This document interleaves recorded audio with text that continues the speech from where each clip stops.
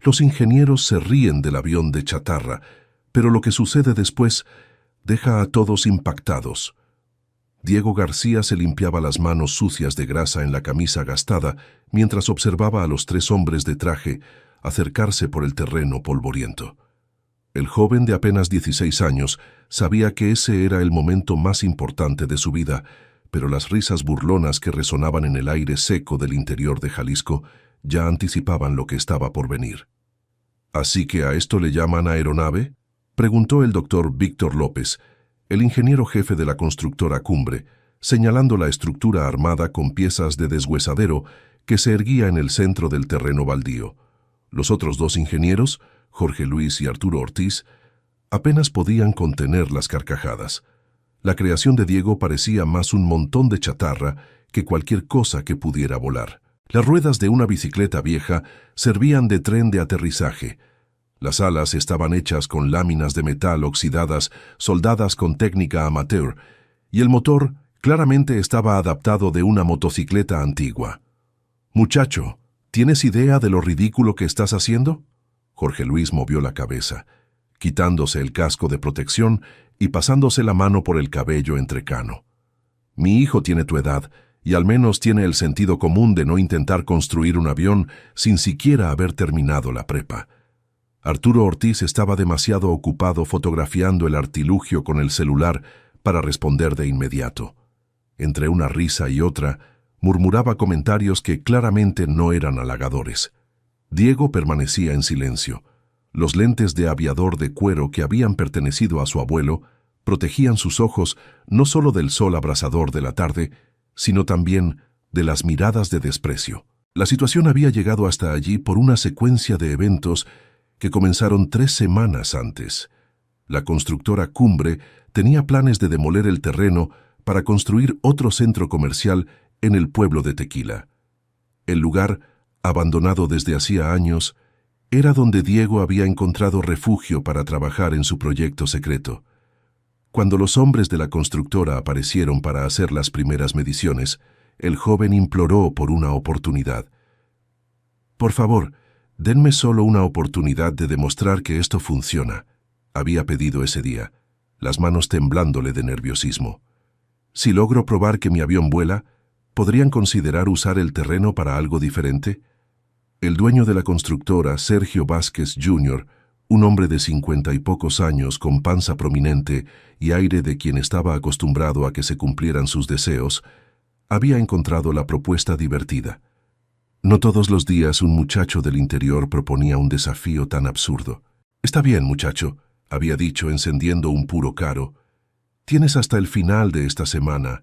Si esa cosa logra despegar del suelo, reconsidero los planes. Si no, te largas de aquí y nunca más apareces para estorbar mi trabajo».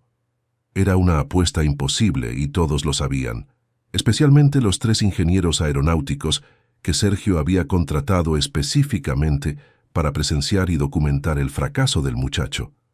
No había forma de que algo construido con chatarra por un adolescente sin formación técnica funcionara. La física simplemente no lo permitía. «¿Dónde estudiaste ingeniería, muchacho?», preguntó Víctor, el tono cargado de ironía. «¿En la Universidad de la Vida?». Yo aprendí por mi cuenta». Diego finalmente encontró la voz, aunque salió más débil de lo que le hubiera gustado. «Tengo libros viejos que pertenecieron a mi abuelo. Él trabajaba en la antigua base aérea de Querétaro antes de jubilarse». «Libros viejos», Arturo estalló en otra carcajada. «Muchacho, no puedes aprender a construir aviones leyendo manuales viejos. Esto es ciencia, no un juego de niños». Jorge Luis se acercó a la estructura y comenzó a examinar las soldaduras con la mirada crítica de quien había diseñado aeronaves por más de 20 años. Lo que vio solo confirmó sus expectativas. Las uniones eran irregulares, los materiales claramente inadecuados, y todo el diseño parecía haber sido concebido por alguien que no tenía la menor idea de los principios básicos de la aerodinámica. «Muchacho, ¿estás viendo esta soldadura aquí?». Jorge Luis señaló uno de los puntos de unión entre el ala y el fuselaje. «Esto no aguanta ni el viento fuerte, mucho menos sostener el peso de una aeronave en vuelo. Te vas a lastimar si intentas usar esta cosa. Diego García se acercó, el rostro enrojecido por la vergüenza, pero decidido a defender su trabajo. Durante 2 años había dedicado cada minuto libre a ese proyecto. Se despertaba a las 5 de la mañana para trabajar en el deshuesadero de Don Chucho antes de la escuela. Estudiaba hasta tarde por la noche a la luz de una lámpara vieja y pasaba los fines de semana enteros soldando, probando, ajustando.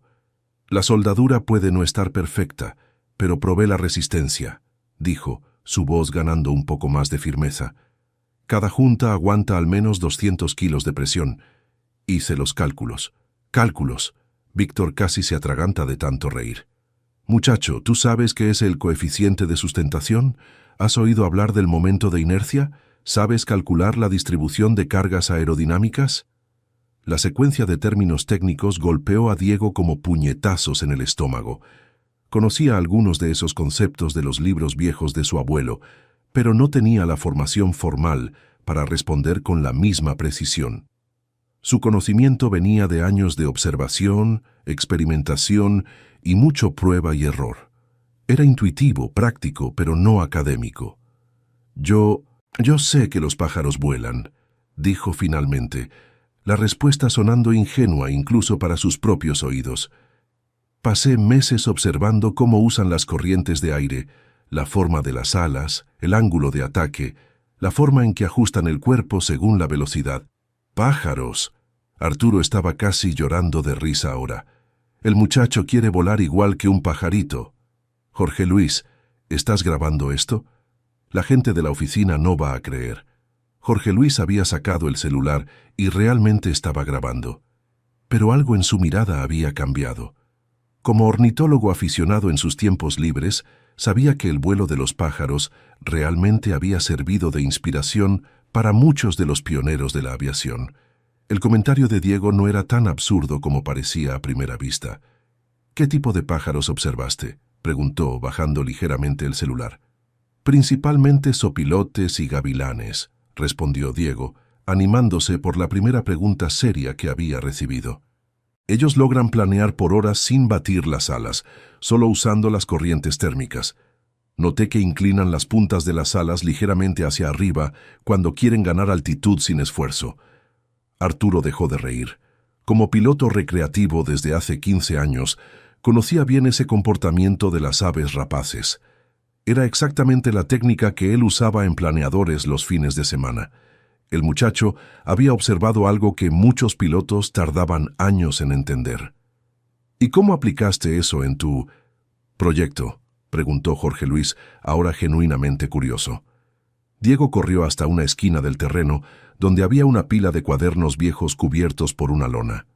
Trajo uno de vuelta, las páginas amarillentas llenas de dibujos, cálculos y anotaciones hechas a lápiz. Las ilustraciones eran sorprendentemente detalladas, mostrando diferentes posiciones de alas, ángulos de ataque y hasta estudios sobre cómo los pájaros movían las plumas de la cola para hacer curvas.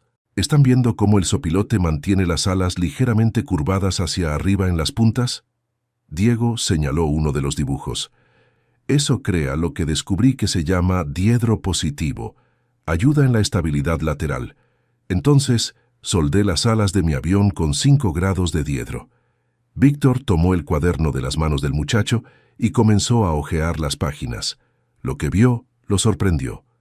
Los dibujos eran técnicamente correctos, los cálculos básicos estaban bien, y había una comprensión intuitiva de los principios aerodinámicos que era impresionante para alguien sin formación formal. ¿De dónde sacaste estos números?, preguntó, señalando una serie de ecuaciones en el margen de una página. De los libros de mi abuelo. Él guardó todo cuando se jubiló de la base aérea.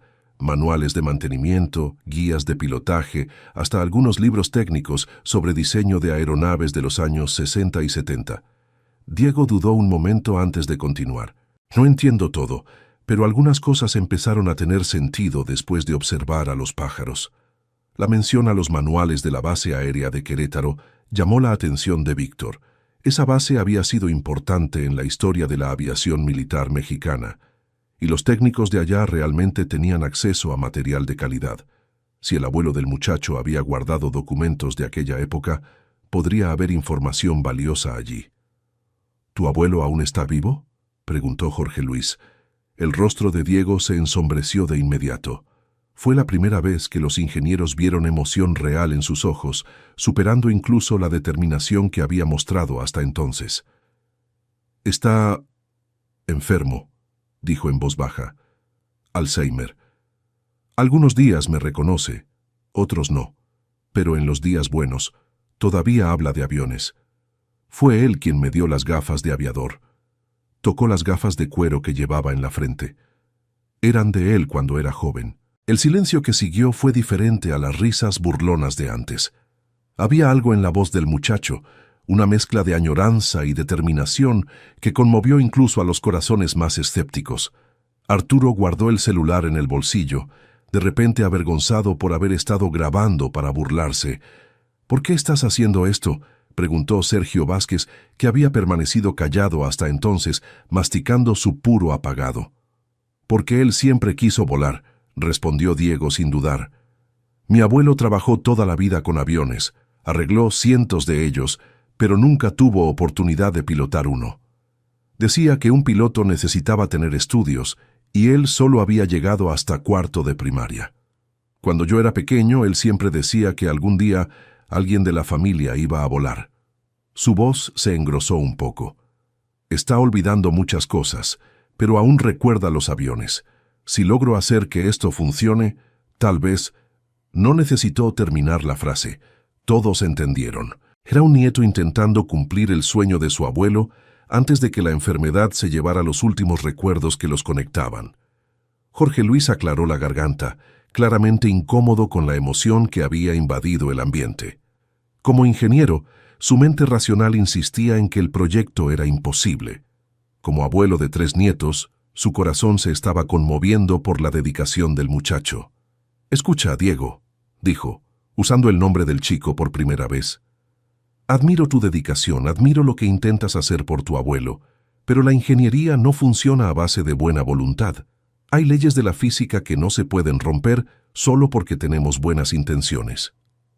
«Lo sé», respondió Diego con la mirada firme, «pero ustedes aún no lo han visto funcionar». «¿Funcionar cómo, muchacho?», preguntó Arturo, genuinamente curioso ahora. «¿De verdad crees que esa cosa va a volar?». «No volar alto como un avión de verdad», admitió Diego, «pero planear, como lo hacen los zopilotes. Calculé que con la velocidad correcta y un viento favorable puede sostener el peso por al menos unos segundos en el aire». Víctor movió la cabeza. Aunque los cálculos básicos estuvieran correctos, había una enorme diferencia entre la teoría y la práctica. Cientos de variables que no aparecían en los libros antiguos, cuestiones de resistencia de materiales, balance, control. «¿Y si no funciona?», preguntó Sergio Vázquez. «¿Aceptas que el terreno se usará para el centro comercial?». Diego miró su creación, luego a los cuadernos en sus manos, y finalmente a las gafas de su abuelo que cargaba como un talismán. La pregunta era justa. Si fallaba, perdería no solo el terreno, sino también el sueño que había alimentado por 2 años. «Si no funciona, lo acepto», dijo finalmente. «Pero si funciona, aunque sea solo por unos segundos, ¿prometen considerar usar este lugar para algo relacionado con la aviación? Tal vez una escuela técnica o un museo, algo que honre la memoria de hombres como mi abuelo que dedicaron la vida a los aviones». La propuesta era más razonable de lo que Sergio había esperado. El muchacho no estaba pidiendo detener el proyecto del centro comercial por capricho. Estaba proponiendo una alternativa que, si lo imposible ocurría, podría hasta ser interesante desde el punto de vista de relaciones públicas. «Sí, y digo sí, logras hacer que esa cosa se levante del suelo y se mantenga en el aire por al menos 10 segundos, te prometo considerar tu propuesta», dijo Sergio. «Pero tiene que ser vuelo de verdad, no un salto».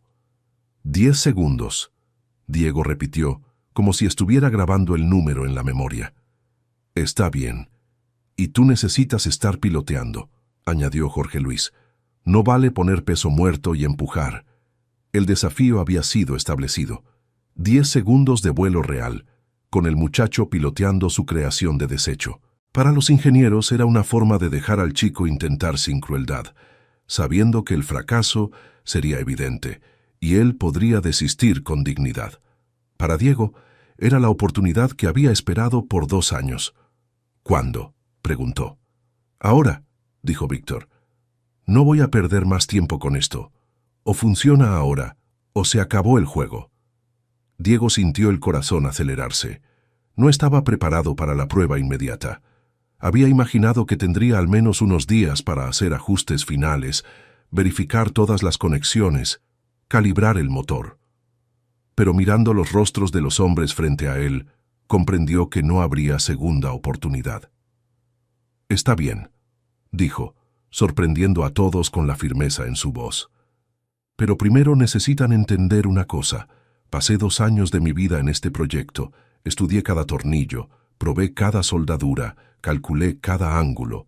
Tal vez no tenga diploma, tal vez no conozca todos los términos técnicos que ustedes usan, pero conozco esta máquina como ustedes conocen sus calculadoras».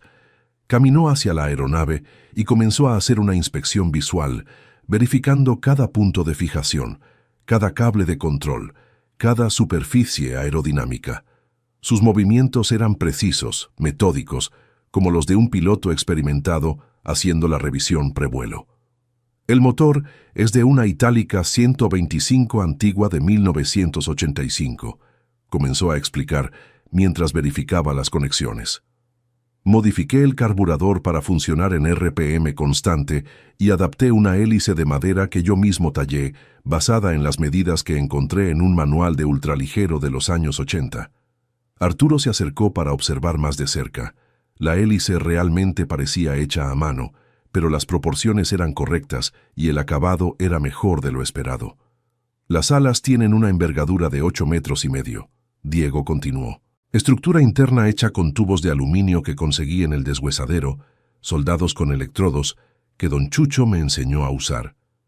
El revestimiento es lámina de aluminio delgada, fijada con remaches que yo mismo hice. Jorge Luis estaba impresionado con el nivel de detalle.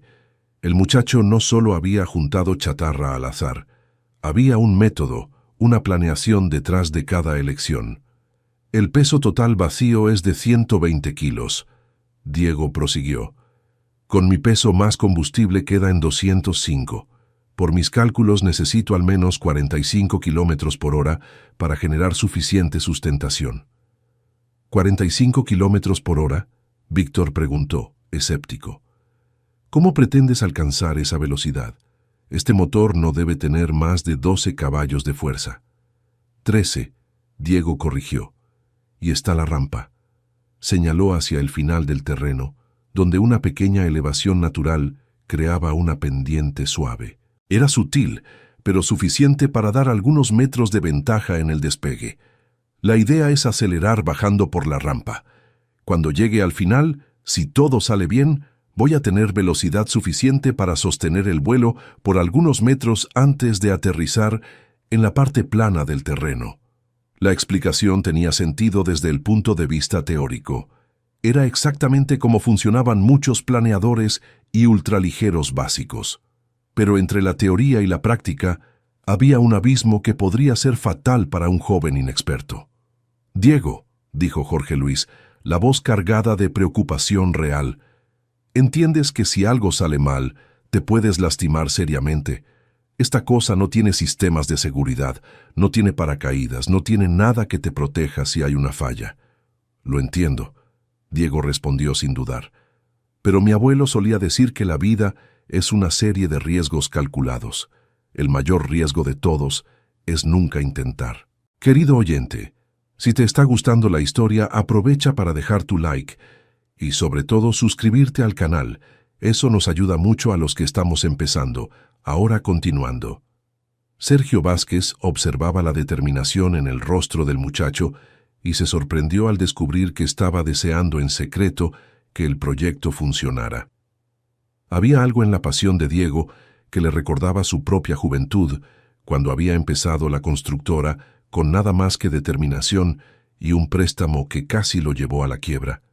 Si realmente estás decidido a hacer esto, Al menos vamos a establecer algunos protocolos básicos de seguridad, dijo Víctor, rindiéndose a lo inevitable de la situación. Jorge Luis, tú tienes experiencia con ultraligeros. ¿Qué precauciones mínimas necesitamos tomar? Jorge Luis examinó el terreno con mirada profesional. El área era relativamente plana, sin obstáculos obvios, y el viento estaba en calma. Si el muchacho realmente iba a intentarlo, ese era probablemente el mejor momento. Primero vamos a marcar un área de emergencia, dijo tomando una lata de pintura en aerosol del equipo de la constructora. Si algo sale mal durante la carrera de despegue, cortas el motor inmediatamente y tratas de parar antes de esta línea. ¿Entendido? Diego observó mientras Jorge Luis pintaba una línea roja en el suelo, unos 50 metros adelante del punto de partida. Era una precaución sensata, y agradeció mentalmente que finalmente lo estuvieran tratando con seriedad. Segundo, Arturo añadió, vas a usar mi casco. No es lo ideal, pero es mejor que nada. Se quitó el casco de protección de la cabeza y se lo ofreció a Diego, quien dudó solo un momento antes de aceptarlo. Era un gesto de respeto que no había esperado recibir. Y tercero, Víctor completó, si sales del suelo, mantente bajo. No intentes ganar altitud. El objetivo es probar que la cosa vuela, no batir récord de altura. Las indicaciones eran prácticas y demostraban que, a pesar del escepticismo inicial, los ingenieros genuinamente se preocupaban por la seguridad del muchacho. Diego sintió una gratitud inesperada por esos hombres que, unos minutos antes, se habían burlado de su trabajo. Gracias, dijo simplemente poniéndose el casco. Ustedes no tienen por qué hacer esto. Claro que sí, respondió Jorge Luis. Somos ingenieros. Nuestra primera responsabilidad es siempre la seguridad de las personas. Con las precauciones establecidas, Diego comenzó a preparar su aeronave para el vuelo. Verificó de nuevo el nivel de combustible, probó los controles del elevador y los alerones, y comprobó que la hélice estuviera debidamente fijada. Cada movimiento era deliberado, revelando una familiaridad con la máquina que impresionaba a los observadores. ¿Cómo aprendiste todos estos procedimientos?, preguntó Arturo, observando la metodología del muchacho. Leyendo los manuales del abuelo y observando a los mecánicos en el aeropuerto de Guadalajara. Diego respondió, ajustando la tensión de los cables de mando. En las vacaciones, mi mamá me llevaba a visitar a mi tío que trabaja ahí. Pasaba horas observando el mantenimiento de los aviones pequeños. La mención a la madre trajo una sombra al rostro de Diego. Doña Rosa estaba trabajando en ese momento, en el tercer empleo del día, sin saber que su hijo estaba a punto de arriesgar la vida en un experimento loco. Ella había perdido a su esposo, el padre de Diego, en un accidente laboral 5 años antes, y el muchacho sabía que ella no soportaría perder a otro ser querido. ¿Tu mamá sabe lo que estás haciendo aquí?, preguntó Sergio como si estuviera leyendo los pensamientos del chico. No, admitió Diego. Ella ya tiene demasiados problemas para preocuparse también por mis sueños. La respuesta reveló más sobre la vida del muchacho que todas las explicaciones técnicas anteriores. Jorge Luis recordó a sus propios hijos e imaginó cómo se sentiría si descubriera que uno de ellos intentaba volar en una máquina hecha de chatarra sin su conocimiento. Tal vez deberíamos llamarla, sugirió. No, dijo Diego con firmeza. Si sale mal, ella se enterará a tiempo. Si sale bien, se lo cuento esta noche. La determinación en su voz convenció a los hombres de que no había forma de disuadirlo. La prueba ocurriría, con o sin su aprobación. Al menos así podrían supervisar y asegurarse de que se tomaran todas las precauciones posibles. Diego terminó los ajustes finales y se colocó al lado de su creación. De repente, la magnitud de lo que estaba a punto de hacer lo golpeó con toda su fuerza. Durante 2 años, había soñado con ese momento, planeado cada detalle, imaginado cómo sería. Ahora, con la realidad frente a él, sentía una mezcla de miedo y emoción que casi lo mareaba. ¿Estás bien?, preguntó Víctor, notando la palidez del muchacho. Estoy, respondió Diego, aunque su voz tembló ligeramente. Es solo que Es la primera vez que alguien además de mí va a ver si esto realmente funciona. ¿Y si no funciona?, preguntó Arturo con gentileza. Diego miró los lentes de su abuelo en sus manos, luego a la aeronave que había consumido sus últimos 2 años de vida. Si no funciona, al menos lo intenté, dijo finalmente. Mi abuelo siempre decía que el mayor fracaso es rendirse antes de intentarlo. Con una respiración profunda, Diego se acercó a la aeronave y comenzó a subir a la cabina improvisada. El asiento era un viejo sillón de auto, fijado con soldaduras que él mismo había hecho. Los controles eran simples: una palanca central hecha con tubo de hierro, pedales rudimentarios para el timón y un acelerador adaptado de motocicleta. «Recuerda», gritó Jorge Luis desde un lado, «si la cosa empieza a bambolearse mucho, suelta la palanca y corta el motor». Diego asintió con la cabeza. Se colocó los lentes de su abuelo sobre los ojos y encendió el motor. El ruido era diferente al que estaba acostumbrado a escuchar en los aviones del aeropuerto. Más áspero, menos refinado, pero constante. La hélice de madera comenzó a girar, creando una brisa que movía el polvo del terreno. Los 4 hombres se alejaron a una distancia segura y observaron mientras Diego aceleraba lentamente. La aeronave comenzó a moverse, zumbando por el terreno hacia la rampa. La velocidad aumentaba gradualmente y los observadores podían ver la concentración total en el rostro del joven piloto. 20 kilómetros por hora, 30, 40. La rampa se acercaba rápidamente y Diego sintió las primeras indicaciones de que las alas estaban generando sustentación. La aeronave se volvió más ligera en los controles, comenzó a vibrar de forma diferente. «Dios mío», murmuró Arturo, «creo que lo va a lograr». En la cima de la rampa Diego jaló suavemente la palanca hacia atrás. Por un momento terrible no pasó nada. La aeronave continuó bajando por la rampa, ganando velocidad pero permaneciendo firmemente en el suelo. Entonces, casi imperceptiblemente al principio, las ruedas comenzaron a tocar el suelo con menos presión. Y de repente, milagrosamente, la aeronave de chatarra se despegó del suelo. No fue un vuelo espectacular. No ganó más de 2 metros de altura. Pero era vuelo real, sostenido, controlado. Diego mantuvo la aeronave nivelada por exactamente 12 segundos antes de tocar suavemente el suelo en la parte plana del terreno, exactamente donde había planeado. El silencio que siguió fue ensordecedor. Jorge Luis miró el cronómetro en su muñeca y movió la cabeza, incrédulo. 12 segundos, 2 más de lo que el desafío exigía. El muchacho realmente había hecho que lo imposible sucediera. Arturo tenía la boca abierta, tratando de procesar lo que había presenciado. Sus décadas de experiencia en ingeniería aeronáutica insistían en que aquello no debería haber funcionado. Pero sus ojos habían visto una aeronave volar, aunque fuera solo por unos metros. Víctor permaneció en silencio por un largo momento, observando a Diego apagar el motor y salir de la aeronave con una sonrisa que iluminaba todo su rostro. El muchacho no estaba celebrando de forma exagerada. No gritaba de alegría, simplemente sonreía, como alguien que acababa de realizar un sueño. Sergio Vázquez fue el primero en recuperarse del shock. Caminó lentamente hasta donde Diego se quitaba el casco, sus emociones completamente confusas. Como empresario, sabía que acababa de perder una inversión valiosa. Como ser humano estaba genuinamente impresionado con la determinación y habilidad del joven. 12 segundos, dijo, más para sí mismo que para cualquier otra persona. 12 segundos, confirmó Diego, aún sonriendo. ¿Cómo? Víctor se acercó, su mente de ingeniero exigiendo una explicación racional. ¿Cómo eso logró volar? Diego miró su creación, ahora detenida inocentemente en medio del terreno, como si no hubiera desafiado todas las expectativas. Creo que usted tenía razón en una cosa, dijo.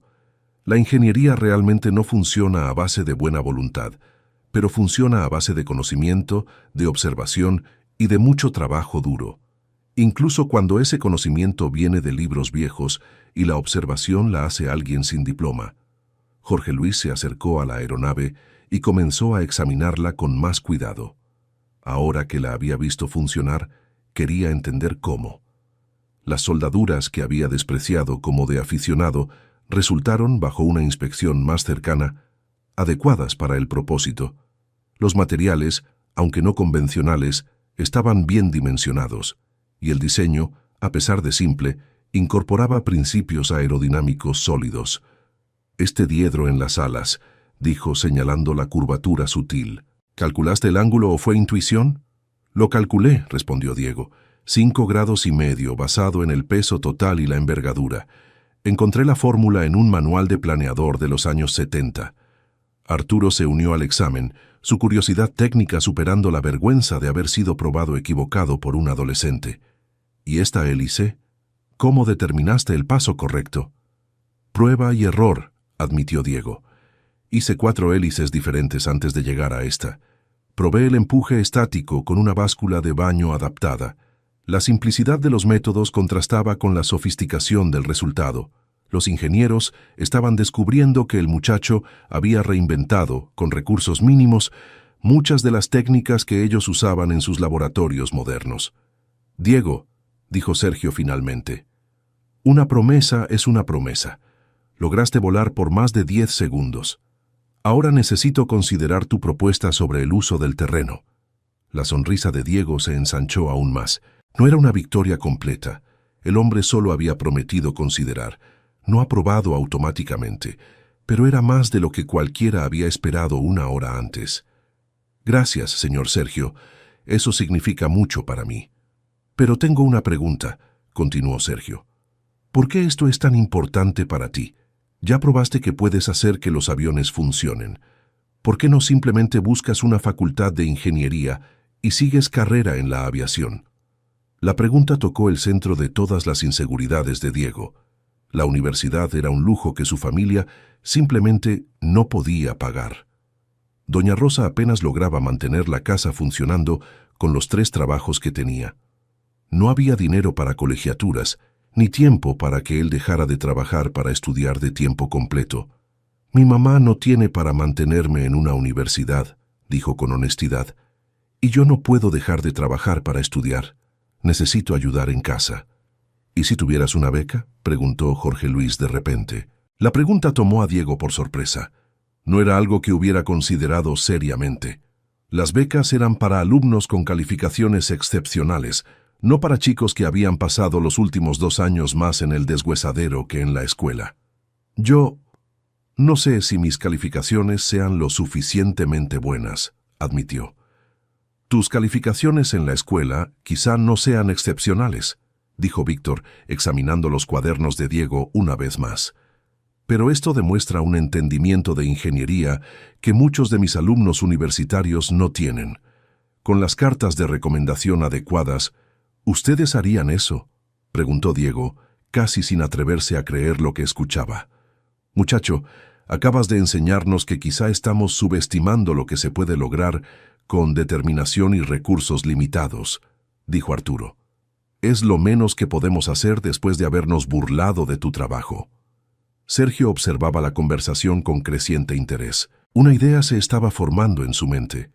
Una idea que podría transformar aquella situación inesperada en algo mucho más grande de lo que cualquiera había imaginado. «Diego», dijo, «¿y si te ofreciera algo mejor que una beca?». El chico lo miró con curiosidad. ¿Mejor que una beca? No podía imaginar qué podría ser. ¿Y si en lugar de construir un centro comercial en este terreno, yo construyera una escuela técnica de aviación? ¿Contigo como el primer alumno y con el tiempo como instructor? El silencio que siguió fue aún más profundo que el que hubo después del vuelo. La propuesta era tan inesperada, tan grandiosa, que Diego necesitó unos momentos para procesar lo que había escuchado. «¿Una escuela?», preguntó finalmente. «¿Por qué no?». Sergio se estaba entusiasmando con su propia idea. «México necesita más técnicos en aviación. Esta región no tiene ninguna escuela especializada. Y tú acabas de demostrar que es posible formar aviadores competentes fuera de los métodos tradicionales». Jorge Luis estaba pensando en las implicaciones prácticas de la propuesta. Era ambiciosa, pero no imposible. Con el plan de estudios adecuado y los instructores correctos, una escuela técnica de aviación realmente podría llenar un vacío en el mercado. ¿Sería una escuela para jóvenes como Diego?, preguntó.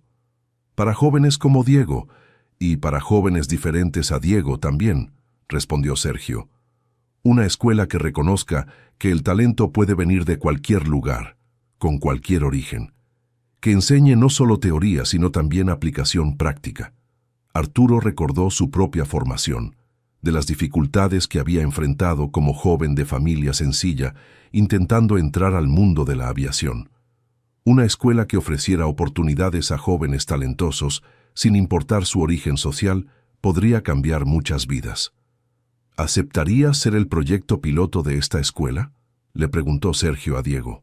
El chico miró su aeronave hecha de desechos, luego a los ingenieros que habían pasado de escépticos a entusiastas en cuestión de horas, y finalmente al hombre que estaba ofreciendo transformar su sueño en realidad.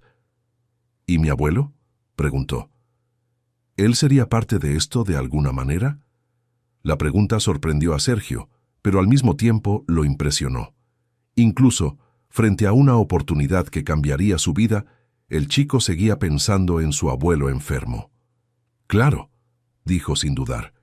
«Si él está dispuesto, tu abuelo podría ser nuestro asesor histórico, alguien que preserve las memorias y tradiciones de la aviación mexicana para las futuras generaciones». Diego sintió que los ojos se le llenaban de lágrimas. Durante 2 años, había soñado con hacer algo que honrara la memoria de su abuelo. Ahora se le ofrecía la oportunidad no solo de honrar esa memoria, sino de transformarla en algo que podría inspirar a otros jóvenes por generaciones. «Acepto», dijo con la voz entrecortada por la emoción. «¡Sea excelente!». Sergio aplaudió satisfecho. «Jorge, Arturo, Víctor, ¿aceptan ser parte del cuerpo docente?». Los 3 ingenieros se miraron entre sí. Todos tenían carreras establecidas, responsabilidades en otras empresas, pero había algo en la energía de ese momento, en la posibilidad de hacer algo realmente diferente, que era irresistible. «Yo acepto», dijo Jorge primero. «Yo también». Arturo estuvo de acuerdo. «Puede contar conmigo», Víctor completó. Y así, en un terreno polvoriento en Tequila, nació la idea de lo que llegaría a ser el Instituto de Aviación Manuel Rodríguez, nombrado así en honor al abuelo de Diego. Querido oyente, si te está gustando la historia, aprovecha para dejar tu like y sobre todo suscribirte al canal. Eso nos ayuda mucho a los que estamos comenzando. Ahora continuando. En los meses que siguieron, el terreno se transformó de manera sorprendente. Sergio cumplió su palabra e invirtió fuertemente en el proyecto, pero no antes de hacer pasar a Diego por una serie de pruebas más rigurosas para comprobar sus habilidades. El primer desafío llegó apenas una semana después del vuelo inaugural. Jorge Luis había traído a 2 colegas de la universidad donde daba clases para examinar los conocimientos teóricos de Diego. El chico fue sometido a 3 horas de cuestionamiento intenso sobre aerodinámica, mecánica de fluidos y resistencia de materiales. «Explícanos cómo calculas la carga alar ideal para un ultraligero», preguntó el profesor Ricardo Herrera, especialista en aerodinámica. Diego tomó un pedazo de papel y comenzó a dibujar, explicando paso a paso su razonamiento. Sus respuestas no tenían la precisión matemática de un estudiante universitario, pero demostraban una comprensión intuitiva de los conceptos que impresionó a los académicos. «Interesante», comentó la profesora Leticia Flores, especialista en estructuras aeronáuticas. «Estás usando un enfoque empírico que muchos ingenieros experimentados tardan años en desarrollar». El resultado de las pruebas fue una mezcla de admiración y preocupación. Diego tenía lagunas evidentes en su formación teórica, pero también demostraba ideas prácticas que superaban sus limitaciones académicas. «Necesita una formación básica sólida en matemáticas y física», fue la conclusión de Ricardo, «pero tiene un potencial excepcional». Con base en esas evaluaciones, Jorge desarrolló un plan de estudios personalizado para Diego. El chico pasaría las mañanas estudiando teoría en la Biblioteca Regional de Tequila, las tardes trabajando en la construcción de nuevos prototipos y las noches ayudando en el proyecto de la futura escuela. El desafío mayor, sin embargo, vino de una fuente inesperada: su propia familia. Doña Rosa había descubierto el proyecto cuando Diego llegó a casa esa noche con la noticia del Instituto Técnico, y su reacción fue muy diferente a la alegría que él había esperado. «¿Qué hiciste, Diego?», había gritado, con las manos temblorosas de nervios. «¿Te subiste a algo hecho de fierro viejo e intentaste volar? ¿Tienes idea de lo que pudo haber pasado?». La conversación que siguió fue una de las más difíciles en la vida de Diego. Doña Rosa había perdido a su esposo en un accidente laboral, y la idea de casi haber perdido a su hijo en una aventura descabellada la dejó trastornada. Llevó semanas de conversación y algunas visitas de los ingenieros a su casa para convencerla de que el proyecto no solo era seguro, sino también una oportunidad única. «Mamá, por favor, confía en mí», Diego había suplicado en una de esas conversaciones. «Esto puede cambiar nuestra vida. Puede cambiar la vida de muchas familias como la nuestra». «¿Y si te lastimas? ¿Y si también te pierdo a ti?», Doña Rosa había respondido entre lágrimas. Fue el doctor Víctor López quien finalmente logró tranquilizarla. Durante una visita a la modesta casa de la familia, le explicó pacientemente todas las medidas de seguridad que se implementarían en la escuela, todos los protocolos que garantizarían que ningún alumno correría riesgos innecesarios. «Doña Rosa», había dicho, con la experiencia de quien crió 3 hijos, «su hijo tiene un don raro. Sería una tragedia para él y para el mundo si ese don no se desarrollara adecuadamente». Convencer al abuelo don Manuel Rodríguez fue un desafío diferente, pero igualmente importante. En los días buenos, cuando su mente estaba lúcida, demostraba un orgullo genuino por los logros del nieto, pero también expresaba preocupaciones prácticas sobre la viabilidad del proyecto. «Muchacho», había dicho en una de esas ocasiones lúcidas, «volar es más que conocer los aviones. Es sobre responsabilidad, sobre entender que tienes la vida de otras personas en tus manos». «Yo entiendo, abuelo», Diego García había respondido. «Por eso quiero aprender todo bien. Quiero ser tan bueno como usted era». «Yo nunca volé, muchacho», don Manuel Rodríguez había corregido. «Solo arreglaba los aviones para que otros hombres volaran. Pero usted sabía todo sobre volar. Usted me enseñó eso sin siquiera darse cuenta». Durante esos primeros meses, Diego también enfrentó escepticismo de la comunidad local. Muchos vecinos veían el proyecto como una fantasía de joven, algo que pronto sería abandonado cuando se enfrentara a la realidad. «Este muchacho lo que necesita es conseguir un trabajo decente», comentaba doña Lupe, vecina de muchos años. «Andar jugando con avioncitos no va a pagar las cuentas de su madre». «Estoy de acuerdo», respondía don Toño, jubilado del ferrocarril. «En mis tiempos, un muchacho de 16 años ya estaba trabajando para ayudar en casa, no perdiendo el tiempo con esas tonterías». Diego escuchaba estos comentarios con paciencia, pero dolían más de lo que estaba dispuesto a admitir. Había momentos, especialmente cuando los estudios se volvían particularmente difíciles, en que se preguntaba si los vecinos no tendrían razón.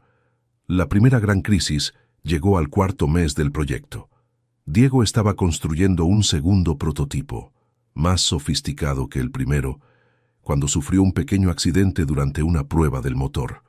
Una falla en el sistema de combustible causó un principio de incendio que, aunque controlado rápidamente, dejó al joven con quemaduras leves en las manos. Doña Rosa se puso histérica cuando vio las vendas. «¡Se acabó!», había gritado. «¡Basta de esta locura!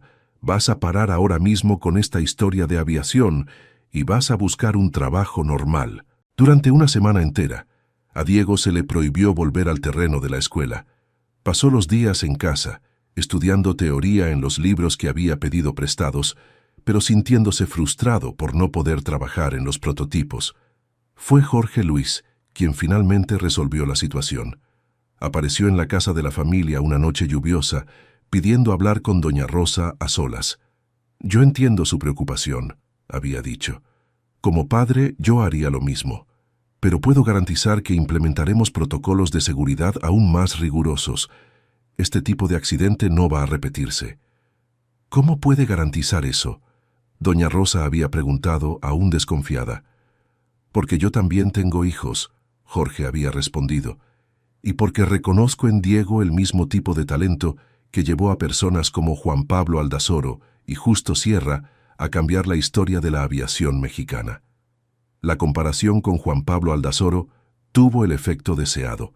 Doña Rosa, como la mayoría de los mexicanos, sentía orgullo por la contribución del país a la historia de la aviación. Pensar que su hijo pudiera ser parte de esa tradición fue lo que finalmente la convenció. Pero con más cuidado, había exigido. Mucho más cuidado. Con mucho más cuidado, Jorge había prometido. A partir de ese incidente, se establecieron reglas mucho más estrictas para las pruebas. Ningún experimento podría realizarse sin la presencia de al menos 2 instructores. Todo nuevo prototipo debía pasar por inspecciones de seguridad detalladas antes de cualquier prueba con motor, y Diego estaría obligado a usar equipo de protección completo durante todas las actividades prácticas. Estas medidas retrasaron el desarrollo del segundo prototipo, pero también tuvieron un efecto inesperado. Mejoraron la calidad del trabajo. Forzado a planear cada etapa cuidadosamente y a documentar todos los procedimientos, Diego desarrolló una metodología más rigurosa y científica. El segundo prototipo, cuando finalmente estuvo listo, era notablemente superior al primero. Incorporaba lecciones aprendidas durante el vuelo inicial, usaba materiales de mejor calidad que Sergio había conseguido a través de proveedores especializados y tenía sistemas de seguridad que el primero no poseía. Este puede volar por mucho más tiempo, explicó Diego a los instructores durante la presentación. Calculé que, con el peso reducido y la eficiencia aerodinámica mejorada, debe poder permanecer en el aire por al menos 2 minutos. 2 minutos es tiempo suficiente para hacer maniobras básicas, observó Arturo. Vueltas, ascensos, descensos controlados. Exacto, confirmó Diego. Es un verdadero avión de entrenamiento, no solo una máquina que se despega del suelo. El primer vuelo del segundo prototipo ocurrió en una mañana de cielo despejado en diciembre. Esta vez, había una pequeña multitud presente. Además de los 4 hombres originales, estaban presentes los 2 profesores universitarios, Doña Rosa, que finalmente había aceptado asistir a una prueba. El abuelo Manuel, en una silla de ruedas empujada por una enfermera, y una docena de jóvenes de la región que se habían interesado por el proyecto. El vuelo fue un éxito completo. Diego no solo logró mantener la aeronave en el aire por 3 minutos y medio, sino que también ejecutó vueltas suaves y algunas maniobras básicas que demostraron control total sobre la máquina. «Dios mío», susurró Doña Rosa, con las manos cubriendo el corazón mientras veía volar a su hijo. «Realmente lo logra». El abuelo Manuel había permanecido en silencio durante todo el vuelo, pero cuando Diego aterrizó y se acercó a la silla de ruedas, el anciano extendió sus manos temblorosas y tocó el rostro del nieto. «Tu padre estaría orgulloso», dijo, con la voz clara a pesar de la edad. «Lograste volar por toda la familia». Fue en ese momento que Diego se dio cuenta de que había alcanzado algo mucho más grande que un sueño personal. Había honrado la memoria del padre que no conoció, realizado el sueño del abuelo que amaba, y probado a su madre que sus sacrificios habían valido la pena. Entre los jóvenes que presenciaron el vuelo estaba Fernanda Ruiz, hija de un mecánico local, que se acercó a Diego después del aterrizaje con los ojos brillantes de admiración. «¿Podrías enseñarme?», preguntó. «Siempre he querido aprender sobre aviones, pero nunca creí que fuera posible para alguien como yo». La pregunta de Fernanda cristalizó para Diego la verdadera importancia de lo que estaban construyendo. No se trataba solo de su propia educación, sino de crear oportunidades para otros jóvenes que, como él, tenían sueños más grandes de lo que sus circunstancias permitían. «Claro», respondió sonriendo. «Cuando la escuela esté funcionando, vas a ser una de las primeras alumnas». «¿Y va a haber lugares para niñas?», preguntó Fernanda con un punto de inseguridad en la voz. «Va a haber lugares para cualquier persona que tenga pasión por la aviación y disposición para trabajar duro», respondió Diego con convicción. No importa si es niño o niña, rico o pobre, de la ciudad o del interior. La conversación con Fernanda plantó una semilla importante en la mente de Diego.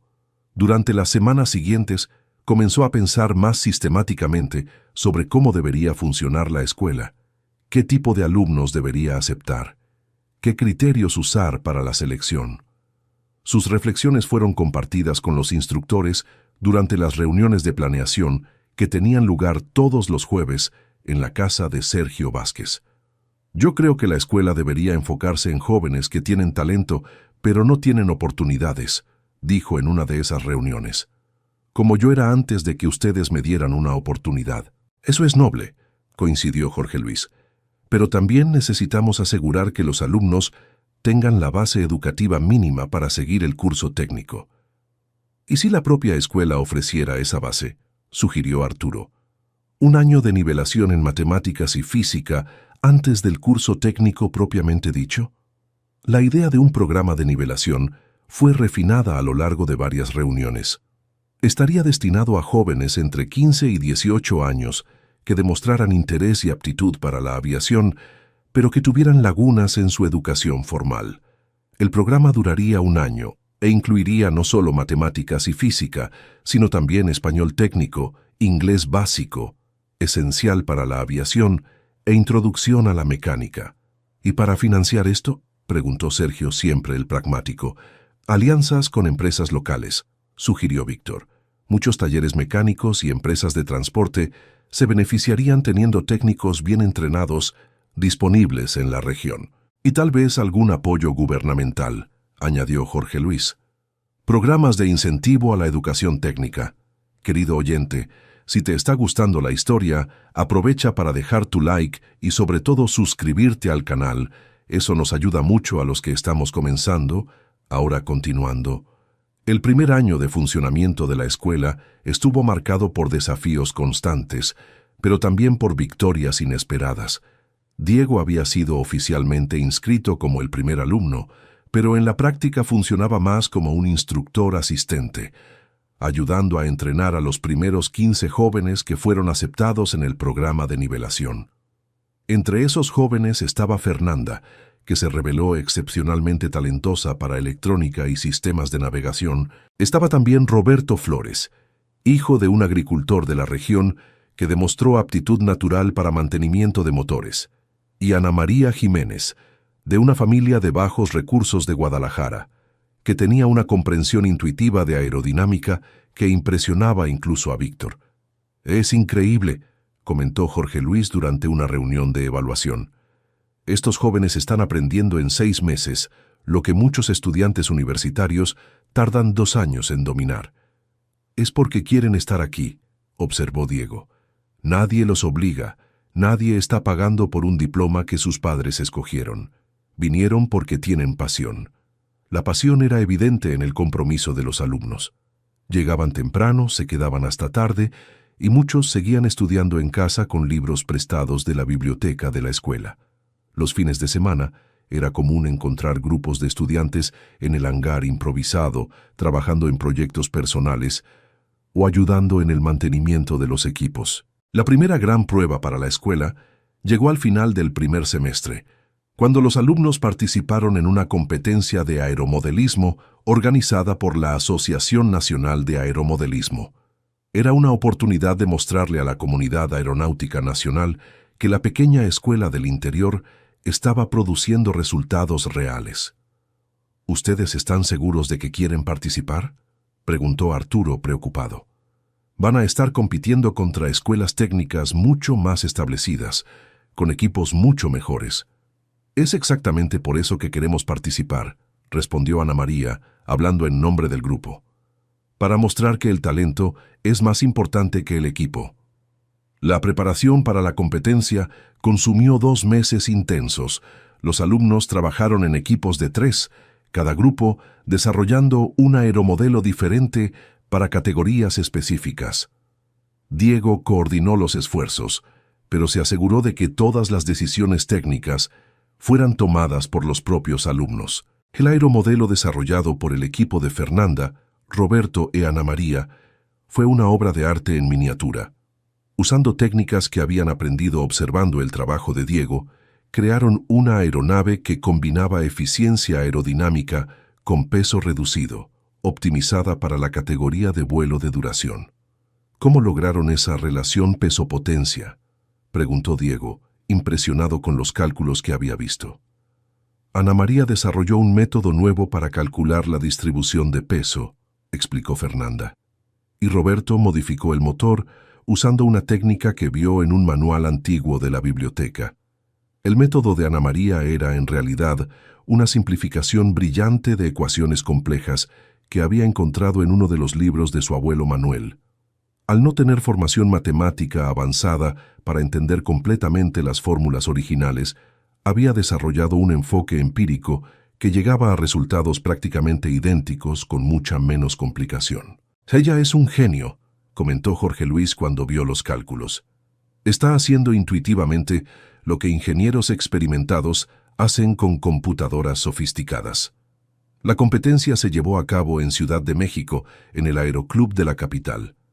Cuando el autobús fletado por la escuela llegó al lugar, Diego y sus alumnos se sintieron intimidados por la calidad del equipo de las otras escuelas. Eran aeromodelos claramente construidos con presupuestos generosos, usando materiales de última generación y tecnologías avanzadas. «Tal vez no tengamos oportunidad», susurró Roberto a Ana María mientras descargaban sus modelos del autobús. «O tal vez ellos no tengan oportunidad contra nuestra creatividad», respondió Ana María con determinación. La primera categoría fue vuelo de precisión, en la cual el objetivo era hacer que el aeromodelo volara por un tiempo exacto predeterminado. El equipo del Instituto Técnico de la Ciudad de México, favorito para ganar, consiguió un resultado impresionante, apenas 2 segundos de diferencia del tiempo objetivo. Cuando llegó el turno del equipo de Diego, representado por un grupo liderado por Juan Carlos, un joven de 17 años, hijo de un camionero, la tensión era palpable. El aeromodelo que habían construido parecía frágil comparado con los de los competidores, pero los controles estaban perfectamente calibrados. Juan Carlos ejecutó el vuelo con la precisión de un piloto experimentado, aprovechando cada corriente de aire para mantener la aeronave en la trayectoria ideal. Cuando el cronómetro se detuvo, la diferencia fue de apenas 0,4 de segundo del tiempo objetivo, un resultado que puso a la escuela de Tequila en segundo lugar en la categoría. «¿Cómo lograron eso?», preguntó el instructor de la escuela de la Ciudad de México, claramente sorprendido. «Observación y práctica», respondió Juan Carlos simplemente. «Pasamos meses estudiando las condiciones del viento aquí en la región. La categoría siguiente fue vuelo de duración, especialidad del equipo de Ana María. El objetivo era mantener el aeromodelo en el aire el mayor tiempo posible, con una cantidad limitada de combustible. Era una competencia donde la eficiencia aerodinámica y la gestión de recursos eran más importantes que la velocidad o la potencia. El aeromodelo de Ana María parecía una versión miniaturizada de los principios que Diego había usado en su aeronave de desecho: alas largas y estrechas, peso mínimo, motor optimizado para consumo eficiente. Pero también había innovaciones propias, un sistema de control de combustible que Ana María había desarrollado basado en sus observaciones sobre cómo las aves administran energía durante vuelos largos. ¿Están viendo cómo ajusta la mezcla aire-combustible conforme a la altitud?, Arturo susurró a Jorge Luis mientras observaban el vuelo. «Eso es sofisticación de nivel profesional». El vuelo duró impresionantes 12 minutos y 43 segundos, casi 2 minutos más que el segundo lugar. Cuando el aeromodelo finalmente aterrizó, Ana María fue rodeada por instructores de otras escuelas que querían saber cómo había conseguido ese resultado. «Es secreto comercial», bromeó Fernanda, «pero puedo decir que tiene que ver con observar sopilotes». La victoria en la categoría de duración le aseguró a la escuela de Tequila el segundo lugar general en la competencia, un resultado sorprendente para una institución que funcionaba desde hacía apenas un año. Pero más importante que la colocación fueron los contactos que hicieron durante el evento. ¿Les gustaría participar en un programa de intercambio?, preguntó el profesor Alejandro Castro coordinador de la Escuela Técnica de Aeronáutica de Chihuahua. Tengo algunos alumnos que se beneficiarían mucho conociendo los métodos de ustedes. Y a mí me gustaría invitar a algunos de sus alumnos a participar en un proyecto de investigación en la universidad, añadió la profesora doctora Beatriz Morales, de la UNAM, especialmente a la joven que desarrolló ese sistema de control de combustible. Las propuestas de colaboración fueron el reconocimiento oficial de que la escuela se había establecido como una institución seria en el panorama de la educación aeronáutica mexicana. Para Diego, fue la validación de todo por lo que había trabajado durante los últimos 3 años. En el vuelo de regreso a Tequila, miró a sus compañeros estudiantes dormidos en el autobús, medallas y trofeos en sus mochilas, y sintió una satisfacción profunda. Había comenzado intentando realizar el sueño de su abuelo, pero había terminado creando oportunidades para docenas de otros jóvenes para realizar sus propios sueños. ¿En qué estás pensando?, preguntó Jorge Luis, que estaba sentado a su lado. Estoy pensando que mi abuelo tenía razón, respondió Diego. Él siempre decía que la mayor recompensa no es volar solo, sino enseñar a otros a volar. El segundo año de la escuela trajo nuevos desafíos y oportunidades. La repercusión de la competencia en Ciudad de México había atraído la atención de los medios especializados, y un documental sobre la escuela fue producido por Telemundo X. La exposición nacional resultó en donaciones de equipos por empresas del sector aeronáutico y propuestas de colaboración con universidades federales. Pero también trajo presiones inesperadas. La Secretaría de Educación Pública envió un equipo de inspectores para evaluar si la escuela cumplía con los estándares nacionales para educación técnica. Era una evaluación que podía resultar en acreditación oficial o en el cierre de la institución. ¿Quieren ver títulos, certificados, documentación formal?, explicó Jorge Luis después de una reunión con los inspectores. Nuestro enfoque práctico e intuitivo puede ser visto como inadecuado por los estándares oficiales. La posibilidad de cierre movilizó a toda la comunidad local. Padres de alumnos, empresarios que se habían beneficiado del trabajo de los graduados e incluso antiguos escépticos como doña Lupe se organizaron para apoyar a la escuela. «Ese muchacho le cambió la vida a mi hijo», dijo doña Lucía, madre de Roberto. «Antes no tenía ninguna perspectiva. Ahora tiene empleo asegurado en un taller especializado y planea estudiar la carrera de ingeniería». La presión popular no fue suficiente para influir directamente en los inspectores, pero creó un ambiente favorable para las negociaciones. Sergio Vázquez, usando su experiencia como empresario, logró encontrar un punto medio. La escuela sería acreditada como un programa experimental de educación técnica sujeto a evaluaciones anuales rigurosas. Tienen 2 años para adecuar completamente el plan de estudios a los estándares nacionales, informó la coordinadora del equipo de inspección, pero pueden seguir funcionando siempre que demuestren resultados medibles. La amenaza de cierre tuvo un efecto galvanizador en la escuela.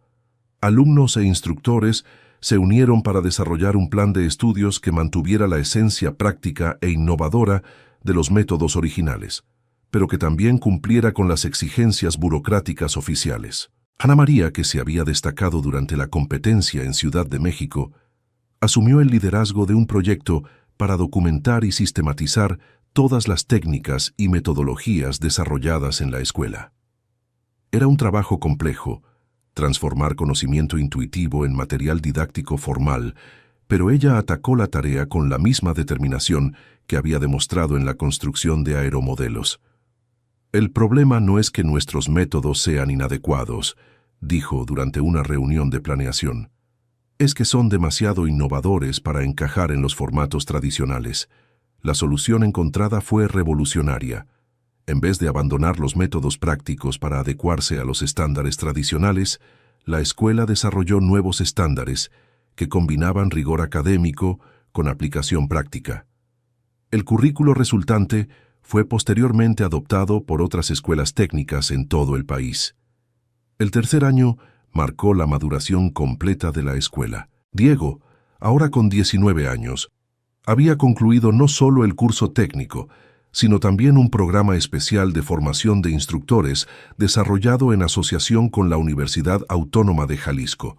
Oficialmente, era el instructor más joven de México certificado para enseñar mantenimiento aeronáutico. Su primera clase como instructor principal incluía 15 alumnos de 6 estados diferentes. La reputación de la escuela se había extendido y jóvenes de todo el país buscaban lugares en el programa. El proceso selectivo se había vuelto competitivo, pero mantenía el compromiso original de priorizar talento y dedicación sobre recursos financieros.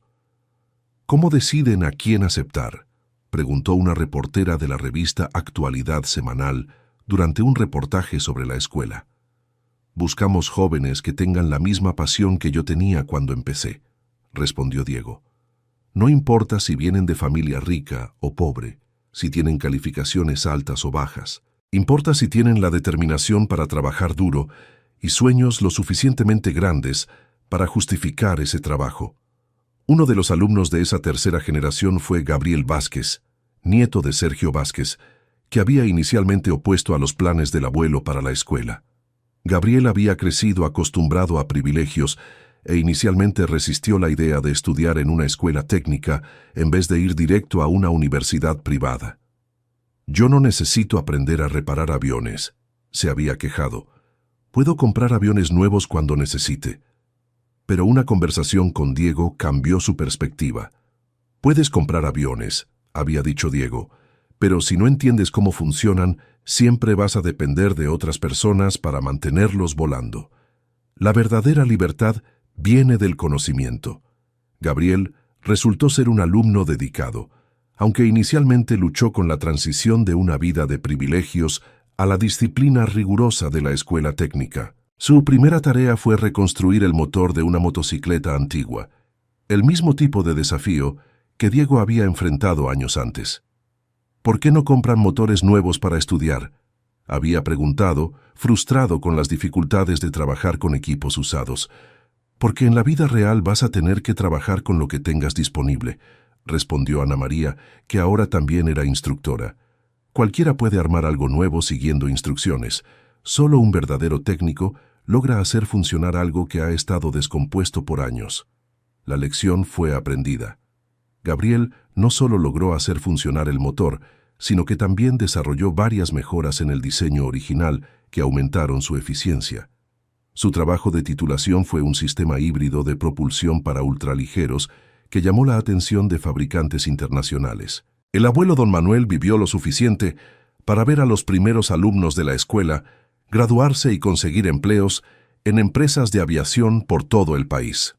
Sus momentos lúcidos se habían vuelto más raros, pero una tarde de septiembre tuvo un momento de claridad total que Diego jamás olvidaría. «Muchacho», había dicho, sosteniendo la mano del nieto con una fuerza sorprendente para su edad, «has hecho más de lo que yo soñé. No solo aprendiste a volar, sino que enseñaste a toda una generación a volar junto contigo». «Fue usted quien me enseñó todo, abuelo», había respondido Diego. «Los lentes, los libros, los sueños, todo vino de usted». «No», había corregido don Manuel sonriendo. «Yo solo guardé el conocimiento. Tú tuviste el valor de usarlo». Don Manuel falleció en paz 3 semanas después, dormido en su sillón preferido, mientras Diego le leía un artículo sobre los desarrollos más recientes en tecnología aeroespacial. Su funeral fue una celebración de la vida de un hombre que había dedicado décadas a los aviones y vio su legado perpetuado a través de la escuela que llevaba su nombre. Cientos de personas asistieron, incluyendo exalumnos que viajaron desde varios estados para rendir sus homenajes. Durante la ceremonia, Diego leyó una carta que había encontrado entre las pertenencias del abuelo, una carta que el anciano había escrito años antes, pero nunca entregado. «Mi querido nieto», decía la carta, «si estás leyendo esto, significa que logré partir sabiendo que mis sueños no murieron conmigo. Tú tomaste lo que yo solo imaginé y lo convertiste en realidad. Más importante, mostraste que los sueños no son privilegio de personas ricas o educadas. Son derecho de cualquiera dispuesto a trabajar por ellos. Sigue volando y sigue enseñando a otros a volar. El cielo nos pertenece a todos. El cuarto año de la escuela estuvo marcado por una expansión ambiciosa. Con la acreditación oficial completa y una reputación nacional sólida, Sergio Vázquez propuso la creación de una segunda unidad en Chihuahua, seguida por una tercera en Villahermosa. Queremos llevar este modelo a regiones donde jóvenes talentosos tienen aún menos oportunidades que aquí en el interior de Jalisco, explicó durante una presentación a inversionistas potenciales. Diego fue invitado a liderar el proyecto de expansión, pero se sintió dividido. Por un lado, la oportunidad de impactar aún más vidas era tentadora. Por otro, había una conexión emocional profunda con la escuela original que no quería abandonar. ¿Qué crees que haría tu abuelo?, preguntó Jorge Luis durante una conversación sobre la decisión. Diego pensó por un largo momento antes de responder. Diría que el conocimiento es como semillas, respondió finalmente. Solo tiene valor si se siembra donde puede crecer y dar frutos. La decisión fue tomada. Diego pasaría 6 meses en cada nueva unidad durante su implementación. Después regresaría a Tequila como director general del programa nacional. Ana María asumió la dirección de la unidad original durante sus ausencias, demostrando ser tan competente en la administración como lo había sido como alumna. La unidad de Chihuahua enfrentó desafíos únicos. La región tenía una economía basada principalmente en el agronegocio, y muchos padres no veían valor en la educación aeronáutica para sus hijos. Convencer a la comunidad local requirió un enfoque diferente del que había funcionado en Tequila. ¿Saben cuántos aviones de fumigación agrícola trabajan en esta región?, preguntó Diego durante una reunión con productores rurales. ¿Y cuántos técnicos calificados hay para mantenerlos funcionando? La conexión entre aviación y agronegocio fue el gancho que funcionó. Los productores se dieron cuenta de que técnicos bien entrenados podrían reducir costos de mantenimiento y aumentar la disponibilidad de sus aeronaves. Muchos se ofrecieron a proporcionar aeronaves antiguas como material de estudio para la escuela. En Villahermosa, los desafíos fueron diferentes. La distancia de los centros industriales hacía difícil conseguir refacciones y equipos, pero la cercanía con la base aérea local proporcionó oportunidades únicas de entrenamiento. El comandante de la base, coronel aviador Ignacio Arriaga, se volvió un entusiasta del proyecto. Esta escuela está formando exactamente el tipo de técnico que necesitamos en la Fuerza Aérea, comentó durante una visita a las instalaciones. Jóvenes con conocimiento sólido, pero también con creatividad para resolver problemas con recursos limitados. El éxito de las 3 unidades llevó a invitaciones para implementar el modelo en otros países. Un grupo de educadores de Paraguay visitó la escuela en Tequila y propuso una colaboración para crear una unidad en Asunción. Representantes del gobierno de Mozambique hicieron una propuesta similar. «Estamos creando algo más grande que una escuela», observó Arturo durante una reunión de planeación estratégica. «Estamos creando un movimiento». El movimiento creció orgánicamente. Exalumnos que habían conseguido empleos en empresas de aviación comenzaron a implementar metodologías aprendidas en la escuela en sus lugares de trabajo.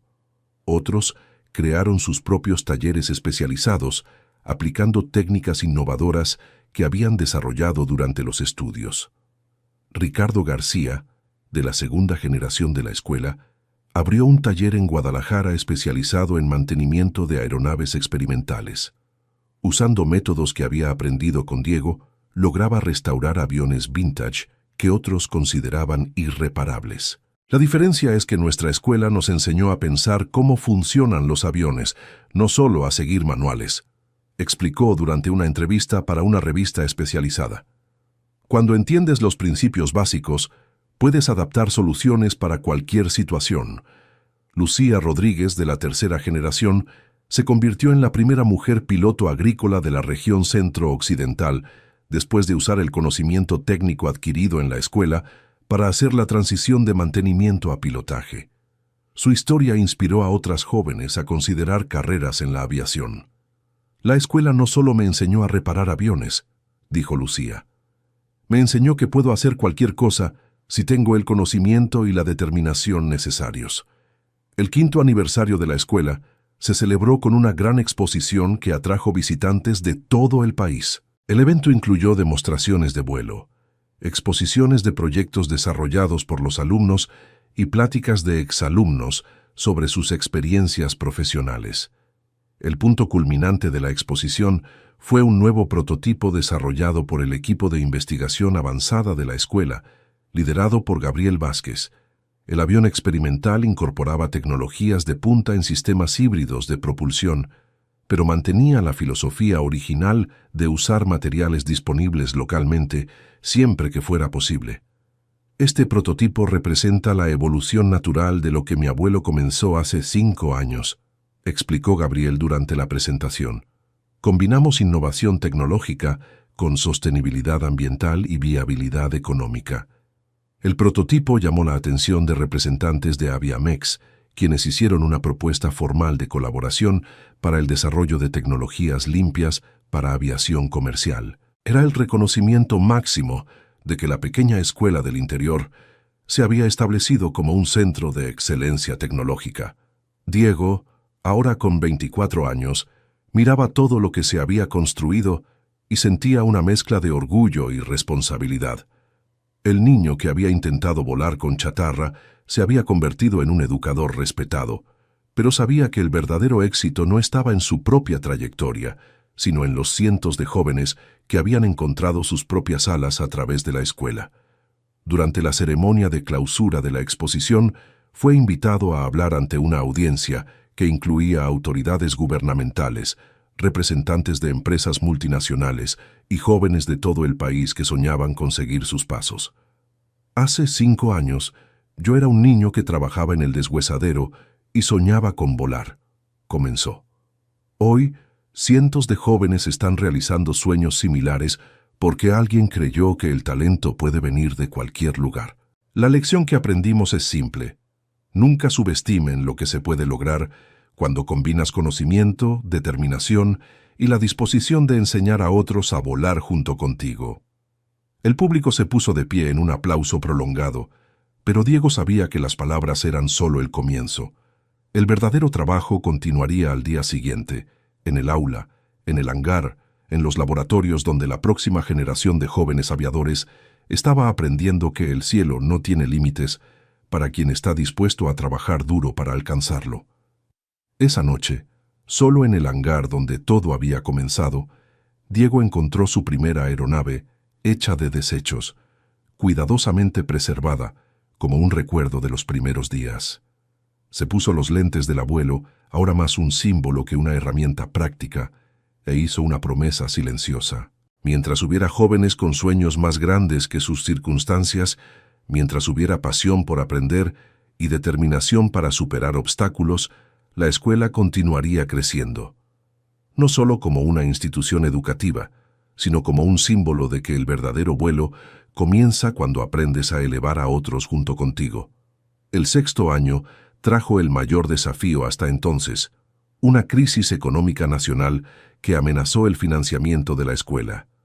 Varias empresas socias necesitaron reducir sus contribuciones y el gobierno federal recortó fondos para programas educativos experimentales. Tal vez sea hora de considerar transformar la escuela en una institución privada, sugirió Sergio Vázquez durante una reunión de emergencia del Consejo Administrativo. La propuesta generó un debate acalorado. Volverse privada garantizaría estabilidad financiera, pero podría comprometer la misión original de ofrecer oportunidades a jóvenes de bajos recursos.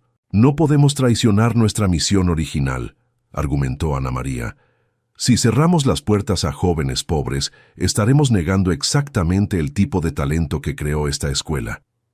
Diego propuso una solución híbrida, mantener el programa de becas completas para estudiantes necesitados, pero crear también cursos pagados para estudiantes de clase media, usando los ingresos de estos para subsidiar a aquellos.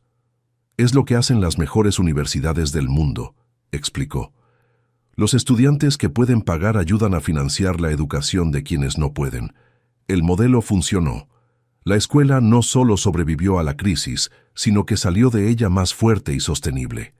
El programa de becas se amplió para incluir no solo colegiaturas gratuitas, sino también apoyo para vivienda y alimentación para estudiantes de otros estados. Durante ese periodo difícil, uno de los momentos más notables fue cuando Raúl Paredes, un exalumno que se había convertido en piloto comercial, regresó para hacer una donación significativa.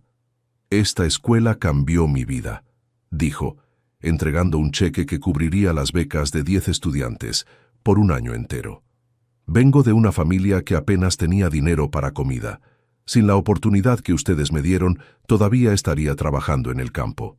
Raúl no fue el único. Exalumnos exitosos comenzaron a regresar regularmente, no solo para hacer donaciones, sino también para actuar como mentores y conferencistas. Se creó un programa formal de exalumnos que se volvió fundamental para la sostenibilidad de la escuela.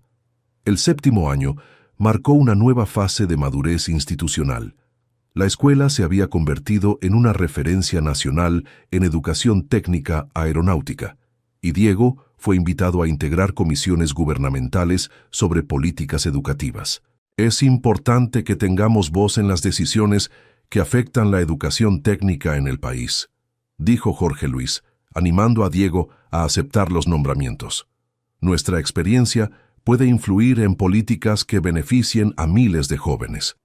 La participación en comisiones nacionales le dio a Diego una perspectiva más amplia de los desafíos educativos del país. Descubrió que muchas de las innovaciones desarrolladas en Tequila podrían aplicarse en otras áreas técnicas, no solo en aviación. «Lo que ustedes hicieron no es específico de la aviación», observó la doctora Verónica Flores, secretaria de Educación Técnica de la Secretaría de Educación Pública. «Es una metodología que combina teoría y práctica de forma revolucionaria». Esta observación llevó a la creación del Instituto Manuel Rodríguez de Pedagogía, una organización dedicada a desarrollar y difundir técnicas de enseñanza innovadoras. El instituto ofrecía cursos para educadores de todo el país, mostrando cómo adaptar los métodos de la Escuela de Aviación para otras especialidades técnicas. El primer curso del instituto tuvo 100 inscripciones para 20 lugares.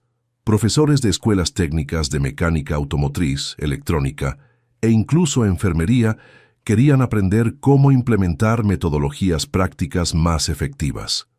«Ustedes están cambiando la educación técnica mexicana», comentó el profesor Dr. Enrique Navarro, sin parentesco con Sergio, especialista en pedagogía de la Universidad Nacional Autónoma de México. «Este enfoque debería ser estudiado y adaptado a nivel nacional. El 8º año trajo reconocimiento internacional». Diego fue invitado a presentar la metodología de la escuela en una conferencia de la Alianza Educativa Global sobre innovación educativa en París. Era la primera vez que viajaría fuera del país. Una ironía considerando que había dedicado su vida a la aviación. «¿Te acuerdas cuando te dije que un niño de tu edad no debería andar jugando a construir avión?», preguntó Jorge Luis durante la despedida en el aeropuerto de la Ciudad de México. «Me acuerdo». Diego sonrió. «Y tenías razón en una cosa, no era un juego». La presentación en París fue un éxito rotundo. Educadores de decenas de países mostraron interés en implementar versiones adaptadas de la metodología mexicana. Se hicieron invitaciones para establecer alianzas con instituciones en Francia, Alemania e incluso Japón. «Lo que ustedes hicieron en México tiene potencial para transformar la educación técnica a nivel global», dijo el doctor Pedro Arboleda, director del Centro Europeo de Innovación Educativa. «Nos gustaría proponer una alianza formal. El regreso a México trajo una decisión difícil. Las oportunidades internacionales eran tentadoras y podrían llevar la metodología de la escuela a un público mucho mayor». Pero Diego sentía que aún había mucho trabajo por hacer en casa. «Tenemos cientos de ciudades mexicanas sin ningún tipo de educación técnica de calidad», le dijo a Ana María, discutiendo las opciones. «Tal vez deberíamos enfocarnos primero en resolver nuestros propios desafíos». La decisión fue crear un programa híbrido. Se establecerían alianzas internacionales, pero el enfoque principal permanecería en la expansión nacional. Se abrieron nuevas unidades de la escuela en Veracruz, Tampico y Monterrey, cada una adaptada a las necesidades específicas de su región. La unidad de Veracruz se enfocó en mantenimiento de aeronaves para transporte de carga, aprovechando la cercanía con el puerto. La de Tampico se especializó en aviación de selva y operaciones en pistas precarias. Monterrey desarrolló experiencia en aviación agrícola y fumigación. Cada unidad mantenía la filosofía original, pero desarrollaba especialidades propias basadas en las demandas locales. Era exactamente el tipo de flexibilidad que Diego había admirado en los pájaros que observaba años antes. La misma estructura básica, adaptada para diferentes ambientes. El 9º año estuvo marcado por un logro personal significativo para Diego. Finalmente, logró pilotear un avión comercial certificado. Había obtenido su licencia de piloto privado 2 años antes, pero pilotar una aeronave Cessna 172 moderna fue una experiencia completamente diferente a volar en sus creaciones artesanales. «Es increíble cómo es diferente e igual al mismo tiempo», le comentó a Arturo después del vuelo. «Los principios son los mismos que aprendí observando sopilotes, pero la tecnología ha hecho todo más preciso». La experiencia como piloto certificado añadió una nueva dimensión al trabajo de Diego como educador. Ahora podía enseñar no solo teoría y mantenimiento, sino también operaciones de vuelo reales. Se creó un curso de pilotaje comercial dentro de la escuela, ofreciendo a los exalumnos la posibilidad de completar toda su formación aeronáutica en un solo lugar. El primer curso de pilotaje tuvo 15 alumnos, todos exalumnos del curso técnico que habían demostrado aptitud excepcional. Entre ellos estaba Fernanda, que se había destacado tanto en la parte técnica como en la pilotaje durante las pruebas. «¿Te acuerdas cuando me preguntaste si habría cupos para chicas?», le dijo Diego a Fernanda durante una clase de navegación. «Me acuerdo», sonrió ella. «Y ahora estoy a punto de convertirme en la primera mujer egresada del programa completo de la escuela». Fernanda no solo se graduó, sino que también estableció un récord de aprovechamiento que permaneció imbatible por años. Su monografía sobre sistemas avanzados de navegación en condiciones de visibilidad reducida fue publicada en una revista técnica internacional. El 10º año de la escuela se celebró con una semana de eventos que atrajo a miles de visitantes de todo el país. Era una oportunidad para mostrar todo lo que se había construido en la década anterior. Las instalaciones modernas, los equipos avanzados, pero principalmente a los más de 1000 exalumnos que habían encontrado carreras gratificantes en la aviación. Durante la ceremonia de apertura, Diego se sorprendió con la presencia de doña Rosa, ahora con 62 años, caminando junto a una mujer que no reconoció de inmediato. «Diego», dijo su madre con lágrimas en los ojos, «me gustaría que conocieras a alguien muy especial». La mujer se acercó y Diego reconoció los rasgos familiares en el rostro envejecido. «Soy María Beatriz», dijo ella extendiendo la mano. «Fui esposa de tu abuelo Manuel. Llegué ayer desde Ciudad de México, donde vivo con mi hija». Diego quedó sorprendido. No sabía que el abuelo había estado casado antes que su abuela paterna. Doña Rosa nunca había mencionado una primera esposa. «Manuel me buscó unos años antes de fallecer», explicó María Beatriz. «Quería que yo supiera sobre ti, sobre lo que estabas haciendo. Dijo que estabas cumpliendo los sueños que él nunca pudo realizar. Me dejó esto para ti», continuó, sacando una cajita del bolso. Dentro de la caja había un anillo sencillo de oro con una pequeña hélice grabada. Una nota explicaba que el anillo había pertenecido al padre de Manuel, que fue piloto de correo aéreo en los años 1930. «Dijo que debías tenerlo cuando estuvieras listo para volar solo», concluyó María Beatriz. Recibir el anillo fue emotivo, pero descubrir que había una tradición familiar de aviación que se remontaba a 3 generaciones fue aún más significativo. Diego se dio cuenta de que no solo había heredado el sueño de su abuelo, sino una vocación familiar que venía de mucho más atrás. «¿Mi bisabuelo era piloto?», preguntó incrédulo. «Lo era», confirmó María Beatriz. Volaba entre Guadalajara y Ciudad de México en los primeros años de la aviación comercial. Manuel siempre quiso seguir los pasos de su padre, pero la vida lo llevó al mantenimiento. Solía decir que tal vez los nietos lograrían realizar lo que él no pudo. El descubrimiento de la tradición familiar motivó a Diego a investigar más sobre la historia de la aviación en Jalisco. Lo que descubrió fue fascinante. Su región había sido importante en el desarrollo de la aviación comercial mexicana, pero esa historia se había olvidado en gran medida. Se creó un proyecto de preservación histórica como parte de las actividades de la escuela. Los alumnos entrevistaron a pilotos retirados, recopilaron documentos antiguos y crearon un archivo que se convirtió en referencia para investigadores interesados en la historia de la aviación regional. No solo estamos formando el futuro de la aviación, sino también preservando su pasado, dijo Ana María, coordinando el proyecto histórico.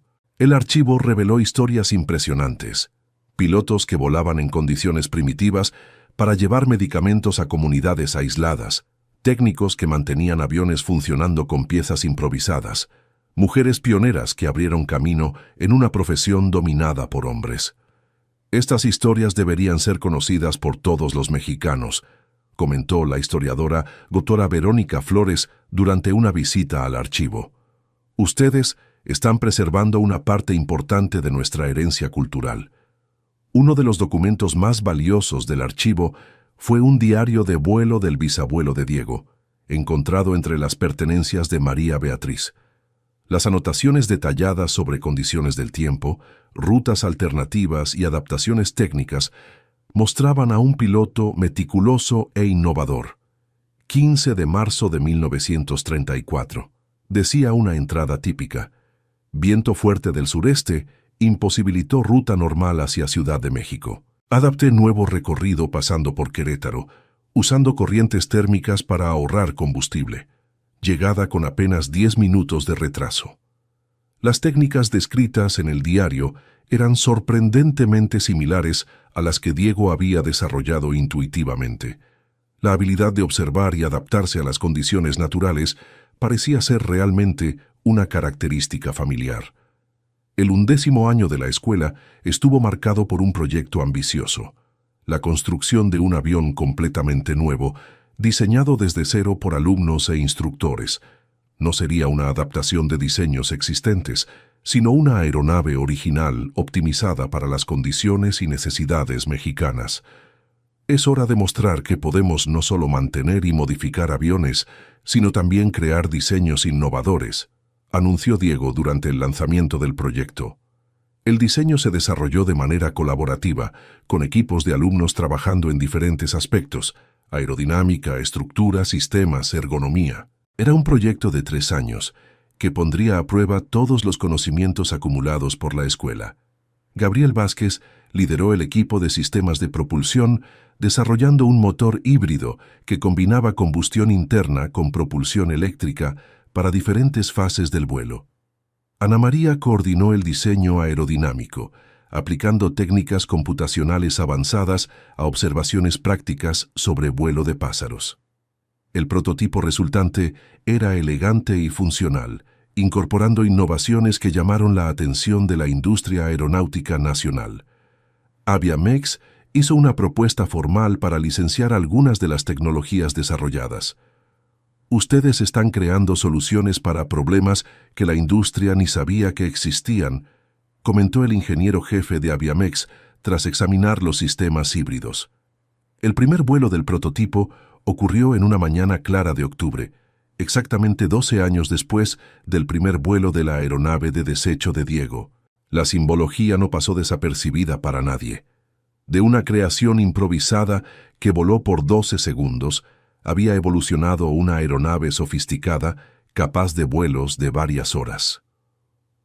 12 años, de 12 segundos a varias horas, murmuró Jorge Luis durante el vuelo inaugural. Es una progresión impresionante. El éxito del prototipo llevó a pedidos de versiones de producción por empresas de taxi aéreo y escuelas de pilotaje. La escuela creó una división comercial para producir aeronaves a pequeña escala, generando ingresos que se invirtieron en becas y equipos. Diego, ahora con 31 años, se había convertido en una figura nacional reconocida en la aviación. Recibía invitaciones regulares para dar conferencias, consultorías y participar en comisiones técnicas, pero nunca perdió de vista la misión original de la escuela: El éxito no se mide por los aviones que construimos o las empresas que creamos, dijo durante una conferencia en la Escuela Superior de Guerra. Se mide por las vidas que cambiamos y las oportunidades que creamos para jóvenes que, de otra forma, nunca tendrían la oportunidad de volar. El 12º año trajo un homenaje especial. La escuela fue elegida para ser sede del primer Congreso Internacional de Educación Técnica Aeronáutica. Educadores de 20 países se reunieron en Tequila para estudiar y discutir las metodologías desarrolladas por la escuela. Es impresionante ver cómo una escuela que empezó con un niño y un avión de desecho se volvió referencia mundial, comentó el doctor Jaime Montes, de la Real Academia de Aeronáutica, durante su conferencia. El Congreso resultó en la creación de la Red Internacional de Institutos de Aviación, con la Escuela de Tequila como centro coordinador. Era el reconocimiento definitivo de que la metodología mexicana tenía valor universal. Durante la ceremonia de clausura del Congreso, Diego fue condecorado con la Orden del Mérito Aeronáutico, la más alta honra de la aviación mexicana. Era un reconocimiento extraordinario para alguien que había comenzado como un niño trabajando en el deshuesadero. Esta condecoración no es mía, dijo durante el discurso de agradecimiento. Pertenece a todos los jóvenes que se atrevieron a soñar en grande y a todos los educadores que creyeron que el talento puede venir de cualquier lugar. En la audiencia, doña Rosa lloraba de orgullo, recordando las noches en que había encontrado a su hijo estudiando a la luz de un candil, de los miedos que había sentido cuando él intentó volar por primera vez, y del viaje increíble que los había llevado hasta ese momento. A su lado, María Beatriz sostenía una foto antigua de don Manuel Rodríguez en uniforme de mecánico de la base aérea, sonriendo como si pudiera ver al nieto recibiendo la honra que él mismo nunca había imaginado merecer. El 13º año de la escuela marcó el inicio de una nueva fase, la internacionalización. Se establecieron unidades de la escuela en Paraguay, Uruguay y Bolivia, llevando la metodología mexicana a otros países sudamericanos. Estamos creando una red de conocimiento que puede transformar la educación técnica en todo el continente, explicó Diego durante la ceremonia de inauguración de la primera unidad internacional en Asunción. Cada unidad internacional adaptó la metodología a las condiciones locales. En Paraguay, el enfoque fue en la aviación agrícola y transporte de carga. En Uruguay, en aviación marítima y operaciones costeras. En Bolivia, en vuelos de gran altitud y condiciones extremas.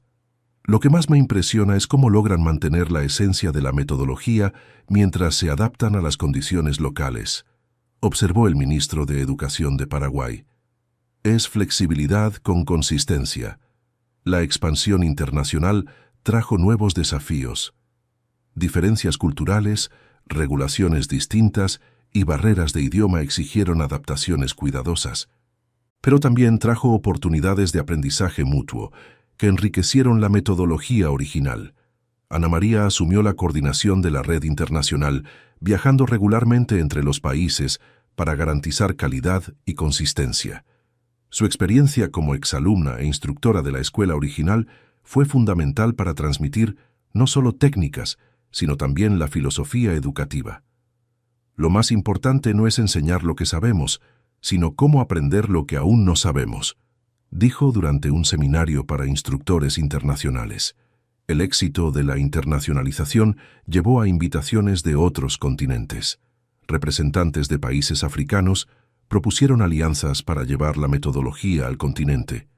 Organizaciones no gubernamentales manifestaron interés en usar la escuela como modelo para programas de desarrollo. El 14º año estuvo marcado por un logro personal de gran significado para Diego. Finalmente, voló en el primer avión comercial que había restaurado bajo la supervisión del abuelo años antes. El avión, un Piper J3 Cup de 1946, había sido cuidadosamente restaurado y estaba ahora en condiciones de vuelo. «Es como completar un círculo», le dijo a Ana María mientras verificaba los instrumentos antes del despegue. El vuelo fue emocionante, no solo por la conexión personal con el abuelo, sino también porque demostró la continuidad entre el pasado y el presente de la aviación. El avión antiguo volaba usando los mismos principios básicos que Diego había observado en los zopilotes, pero con la precisión que décadas de desarrollo tecnológico habían proporcionado. Durante el vuelo, Diego visitó varias de las ciudades donde exalumnos de la escuela habían establecido carreras. En cada parada, era recibido por jóvenes profesionales que compartían historias sobre cómo la escuela había cambiado sus vidas. Sin la escuela yo aún estaría trabajando en la finca de mi padre, sin perspectiva de futuro, dijo Roberto Flores, ahora dueño de un taller especializado en Guadalajara. La aviación me dio una profesión y una pasión. La escuela me enseñó que puedo ser cualquier cosa que quiera, añadió Lucía Rodríguez, ahora instructora de vuelo en Ciudad de México. No necesito limitarme por las expectativas que otros tienen sobre las mujeres en la aviación. Las historias se repitieron en cada ciudad visitada. Cientos de jóvenes que habían encontrado propósito y prosperidad a través de la educación recibida en la escuela. Era la validación más poderosa del trabajo realizado a lo largo de los últimos 14 años. El 15º año trajo una celebración especial, la graduación de la 1000ª alumna de la escuela. Carla Andrade, de Villahermosa, representaba no solo un hito numérico, sino también la diversidad y calidad de los jóvenes que la escuela había formado. 1000 vidas transformadas, dijo Diego García durante la ceremonia de graduación. 1000 jóvenes que demostraron que el talento no conoce fronteras geográficas o sociales. Carla se había destacado no solo académicamente, sino también por su proyecto final, un sistema de drones para monitoreo ambiental en la Amazonía. Era exactamente el tipo de innovación práctica y socialmente relevante que la escuela estimulaba. La aviación no es solo sobrevolar, dijo Carla durante su discurso como oradora de la generación, es sobre usar la tecnología para resolver problemas reales y mejorar la vida de las personas. La graduación de la 1000ª alumna coincidió con el lanzamiento de un programa de posgrado de la escuela, ofreciendo especialización en áreas avanzadas como sistemas no tripulados, propulsión eléctrica y aviación sostenible.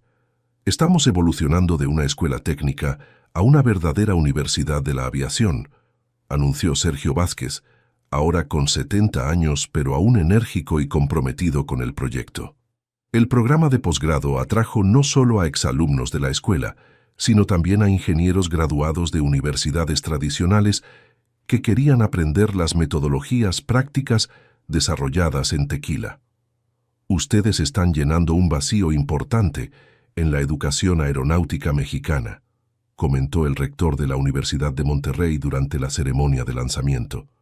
La combinación de rigor académico con aplicación práctica es exactamente lo que la industria necesita. El programa fue estructurado en colaboración con universidades federales, garantizando reconocimiento académico mientras mantenía el enfoque práctico característico de la escuela. Era un puente más entre el modelo educativo tradicional y la metodología innovadora desarrollada en Tequila. Fin de la historia. Ahora cuéntanos qué te pareció la historia y desde dónde nos estás viendo. ¿Crees que la determinación y la pasión pueden superar cualquier limitación? Deja tu opinión en los comentarios con palabras sinceras. No olvides dejar tu like y sobre todo suscribirte al canal para no perderte otras historias emocionantes como esta.